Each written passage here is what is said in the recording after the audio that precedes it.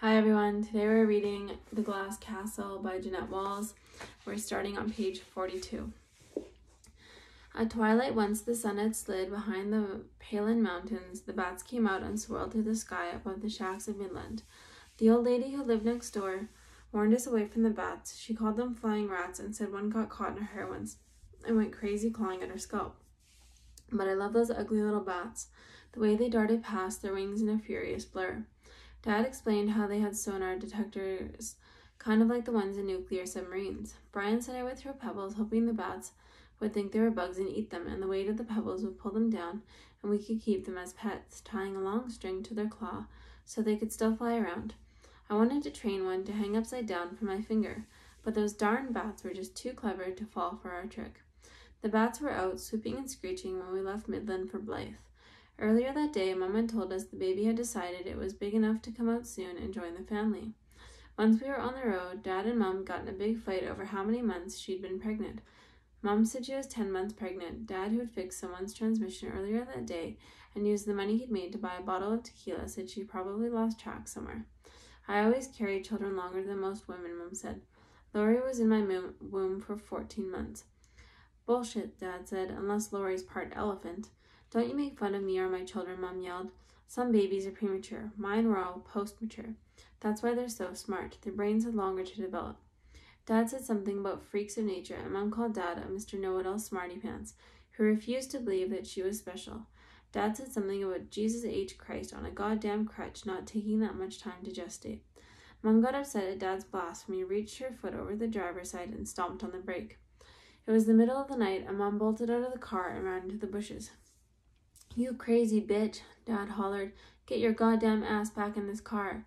You make me, Mr. Tough Guy, she screamed as she ran away. Dad jerked the steering wheel to one side and drove off the road into the desert after her. Lori, Brian, and I braced ourselves one another with our arms, like we always did when Dad went into some wild chase that we knew would get bumpy. Dad stuck his head out the window as he drove, hollering at Mom, calling her a stupid whore and a stinking cunt, and ordered her to get back into the car. Mom refused. She was ahead of us, bobbing in and out of the desert brush. Since she never used curse words, she was calling Dad names like blankety-blank and worthless drunk so-and-so. Dad stopped the car, then jammed down the accelerator and popped the clutch. We shot forward toward Mom, who was screaming and jumping out of the way. Dad turned around and went for her again. It was a moonless night, so we couldn't see Mom except when she ran into the beam of the headlights.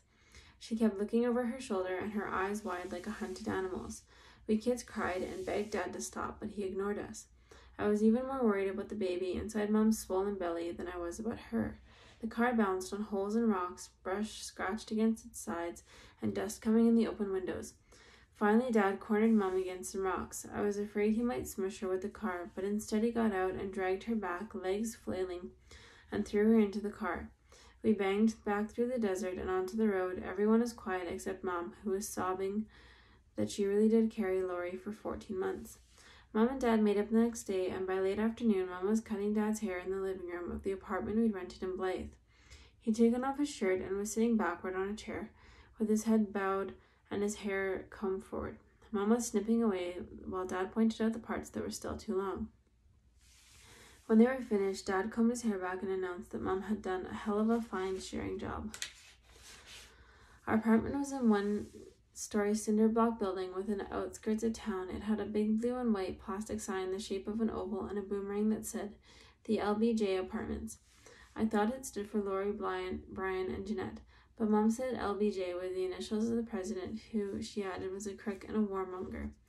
A few truck drivers and cowboys had rooms at the LBJ Apartments, but most of the other people who lived there were migrant workers and their families, and we heard them talking through the thin sheetrock walls. Mom said it was one of the bonuses of living in the LBJ Apartments, because we'd be able to pick up a little Spanish without even studying. Blythe was in California, but the Arizona border was within spitting distance. People who lived there liked to say the town was 150 miles west of Phoenix, 250 miles east of Los Angeles, and smack dab in the middle of nowhere. But they always said it was like bragging. Mom and Dad weren't exactly crazy about Blythe. Too civilized, they said, and downright unnatural too, since no town the size of Blythe had any business existing out in the Mojave Desert. It was clear that Colorado River, founded back in the 19th century, by some guy who figured he could get rich turning the desert into farmland. He dug a bunch of irrigation ditches that drained water out of the Colorado River to grow lettuce and grapes and broccoli right in the middle of all the cactus farm fields. Right in the middle of all the cactus and sagebrush. Dad got disgusted every time we drove past one of those farm fields with their irrigation ditches wide as moats. It's a goddamn preservation of nature, he'd say. If you want to live in the farmland, haul your sorry hide off to Pennsylvania. If you want to live in the desert, eat prickly pears, not iceberg pansy-ass lettuce. That's right, Mom would say. Prickly pears have more vitamins anyway. Living in the big city like Blythe meant we had to wear shoes. It also meant I had to go to school. School wasn't so bad. I was in the 1st grade, and my teacher, Miss Cook, always chose me to read out loud when the principal came into the room. The other students didn't like me very much because I was tall and pale and skinny and always raised my hand too fast and waved it frantically in the air whenever Miss Cook asked a question. A few days after I started school, 4 Mexican girls followed me home and jumped me in the alleyway near the LBJ apartments. They beat me up pretty bad, pulling my hair and tearing my clothes and calling me a teacher's pet and a matchstick.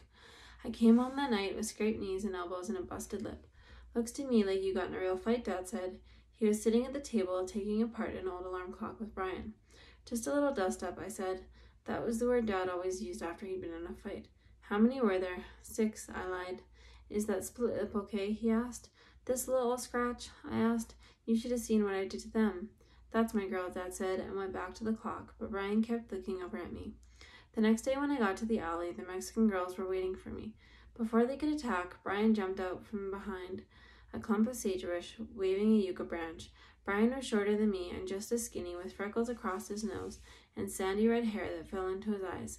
He wore my hand-me-down pants, which I had inherited from Lori, and then passed on to him, and they were always sliding off his bony behind. Just back off now, and everyone can walk away with all their limbs still attached, Brian said. It was another one of Dad's lines.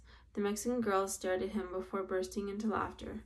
Then they surrounded him. Brian did fairly well fending them off until the yucca branch broke.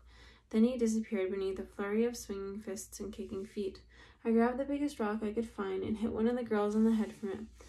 From the jolt to my arm, I thought I'd cracked her skull. She sank to her knees. One of her friends pushed me to the ground and kicked me in the face. Then they all ran off, the girl I had hit holding her head as she staggered along. Brian and I sat up. His face was covered with sand. All I could see were his blue eyes peering out and a couple of spots of blood seeping through. I wanted to hug him, but he would have been too weird. Brian stood up and gestured for me to follow him. We climbed through the hole in the chain-link fence that I had discovered that morning and ran to the iceberg lettuce farm next to the apartment building. I followed him through the rows of big green leaves, and we eventually settled down to feast, burying our faces in the huge wet heads of lettuce and eating until our stomachs ached. I guess we scared them off pretty good, I said to Brian. I guess, he said. He never liked to brag, but I could tell he was proud that he had taken on 4 bigger, tougher kids, even if they were girls. Lettuce war, Brian shouted. He tossed a half-eaten head at me like a grenade.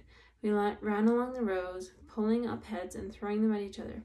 A crop duster flew overhead. We waved as it made a pass above the field. A cloud sprayed out from behind the plane, and a fine white powder came sprinkling down on our heads. 2 months after we moved to Blythe, when Mom said she was 12 months pregnant, she at last gave birth. After she'd been in the hospital for 2 days, we all drove up to pick her up. Dad left us kids waiting in the car with the engine idling while he went in for Mom. We came running out with Dad's arms surrounded Mom's shoulders. Mom was cradling a bundle in her arms and giggling sort of guiltily, like she'd stolen a candy bar from a dime store. I figured they had checked out Rex Wall's style. What is it? Lori asked as we sped away. Girl, Mom said. Mom handed me the baby. I was going to turn 6 in a few months, and Mom said I was mature enough to hold her the entire way home. The baby was pink and wrinkly, but absolutely beautiful, with big blue eyes, soft wisps of blonde hair, and the tiniest fingernails I'd ever seen. She moved in confused, jerky motions as if she couldn't understand why Mom's belly wasn't still around her. I promised her I'd take care of her. The baby went without a name for weeks. Mom said she wanted to study it first, the way she would a subject of a painting. We had lots of arguments over what the name should be. I wanted to call her Rosita, after the prettiest girl in my class, but Mom said that name was too Mexican. I thought we weren't supposed to be prejudiced, I said. It's not about being prejudiced, Mom said. It's a matter of accuracy and labeling. She told us that both our grandmothers were angry because neither Lori or I had been named after them. So she decided to call the baby Lily Ruth Maureen. Lily was Mom's mother's name, and Irma Ruth was Dad's mother's name. But we called the baby Maureen, a name Mom liked because it was a diminutive of Mary, so she'd also be naming the baby after herself, but pretty much no one else would know it. That Dad told us would make everyone happy except his mom, who hated the name Ruth and wanted to call the baby Irma, and Mom's mom, who would hate sharing her namesake with Dad's mom. Thank you for watching my video. Please like and subscribe to my channel.